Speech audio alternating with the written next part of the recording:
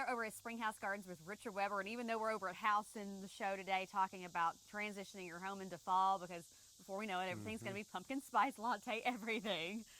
You know, it's really still summer. We need to really enjoy the fruits of our labor that we've worked with and everything, and hold off on planting the mums quite yet. Yeah, I mean, what's nice about summer flowers and things, they go well into the autumn. So enjoy them now, make some notes about what's done really, really well, what's been successful. One of our favorites this year are these caladiums.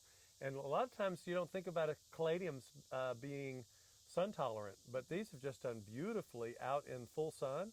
So maybe even take pictures too. To take pictures, make notes, kind of go around the neighborhood, go around to the Arboretum, come out here, look at things that really catch your eye. Because the investment that you make in these flowers that you planted in May will continue to be enjoyable all the way to October. Okay. But now that we are getting close to fall, though, if there are some things that are looking kind of tired and spent, this is the time to kind of think about maybe adding some mums or pansies or some of the fall things to these combinations. You don't have to rip all of these out. Maybe just replace some of the things that are a little tired. A little weird. And, you know, but basically, if you like the colors and things look good and they're still making you happy when you go out on your terrace or your patio, you don't necessarily have to replace them. You can just maybe add some things to them. Right. I know, like in our landscape especially, I bought a lot of different varieties of the begonias, and one particular one has just thrived.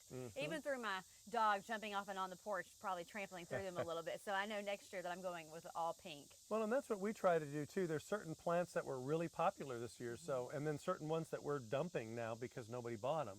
So that's one of the things that helps guide our buying decisions and our ordering decisions for next year. Right. So if there is something that you're really thinking that did well and that you want to make sure that you have enough of, you might want to tell your local garden shop, say, hey, make sure you have this type of petunia next spring. Because we're actually placing orders now for what we're going to have for next spring. So you can't wait till May of next year and say, oh, I'd like to have such and such petunia. You know, we need to know in advance. So those are the things that we're going to be working on now. It seems like we just finished the season, but we're getting ready to order for next year already. It's a never-ending cycle. Yeah, it is. Well, hopefully it's never-ending. Yeah. All right. Well, if people have questions for you, Richard, we're out here to come out. Anytime here at Springhouse Gardens. We're at 185 West Catnip Hill Road. You can give us a call at 224-1417.